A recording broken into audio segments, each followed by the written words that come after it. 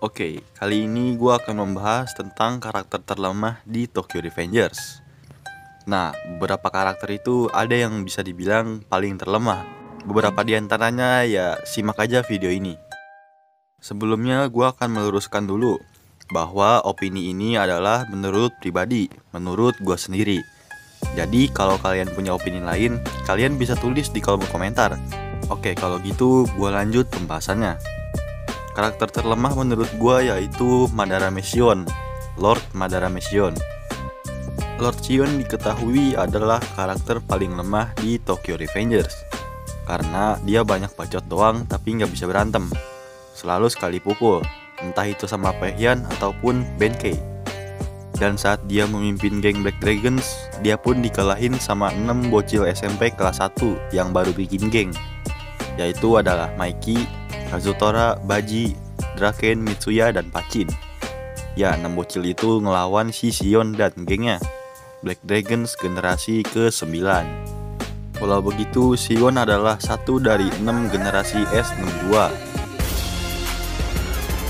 Ya, generasi yang terkenal ganas. Ya, walau tetap aja lemah. Karakter selanjutnya yaitu Pachin. Ya, nggak salah dengar. Jadi Pachin masuk ke list karakter terlemah di Tokyo Revengers menurut gua. Karena waktu SD dia pernah dikalahin sama cewek yang namanya Yomimori. Info ini gua dapet dari channel Ribbon Ojisan. Ya, thank you buat infonya Ribbon Ojisan. Jadi ceritanya waktu SD, Pachin sama Paehyan udah lumayan deket. Nah, terus mereka dikalahin sama cewek itu. Dan ternyata cewek ini adalah yang dinikahi Pachin di masa depan, di salah satu timeline di mana Pachin nikah sama dia. Namanya Yomimori. Alasan Pachin juga karakter terlemah menurut gua karena yang pertama, Pachin pernah dikalahkan Maiki. Maiki pernah duel sama Pachin sebanyak 10 kali, dan 10 kali itu 10 kekalahan Pachin terhadap Maiki. Lalu saat melawan Osanai, Pachin pun kalah karena Pachin terlalu emosi dan tidak terkendali. Akhirnya Osanai gampang buat manasin dia, dan akhirnya Pachin dikalahin. Walau begitu, Pachin ini orang yang termasuk paling pemberani di Toman. Siapapun dia tantang. Bahkan Maiki sendiri, yang ia sudah kalah dari Maiki beberapa kali, dia masih tetap berani untuk menantang Maiki, karena Pachin lah yang paling berani. Maka dari itu posisi di Toman dia lumayan tinggi, dan juga dia termasuk pendiri geng Toman. Karakter selanjutnya ada Masaru, saudaranya Takemichi. Ya, si jelek bojigong dan jerawatan ini. Masaru juga bisa dibilang karakter terlemah menurut gua, karena Masaru pernah bilang kepada Takemichi bahwa dia berandalan sejati, pemimpin SMP Shibuya. Taunya pas ketemu ternyata dia bawahannya Kiyomasa, bawahan geng Toman. Walaupun di Toman Kiyomasa adalah babunya Pachin, tapi Masaru di bawahnya lagi, di bawahnya Kiyomasa, bahkan yang paling bawah. Karena udah banyak omong, suka bohong, dan lemah, maka dari itu dia termasuk karakter terlemah menurut gua.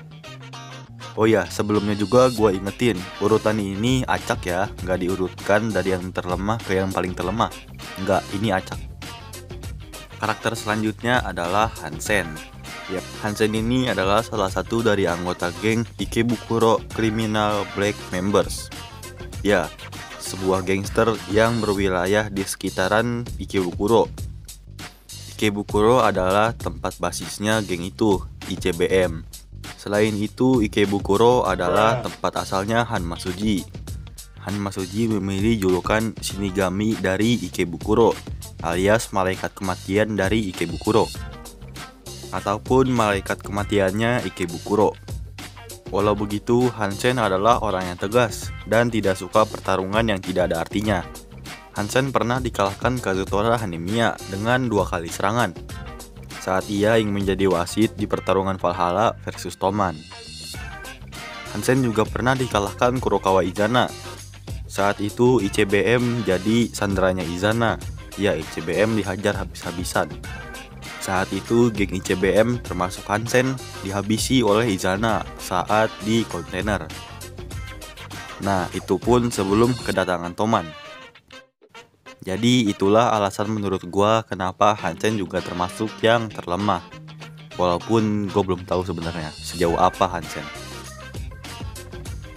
Karakter selanjutnya yaitu bapaknya Kazutora, pernah ditendang Maiki sampai jatuh. Sampai sini pasti masih ada yang bertanya, "Bang, kenapa sih Takemichi sama Shinichiro nggak dimasukin?" Jadi nggak gue masukin karena yang pertama, Takemichi dari waktu ke waktu semakin berkembang kekuatannya. Bahkan di salah satu timeline Takemichi menjadi petinggi geng Toman.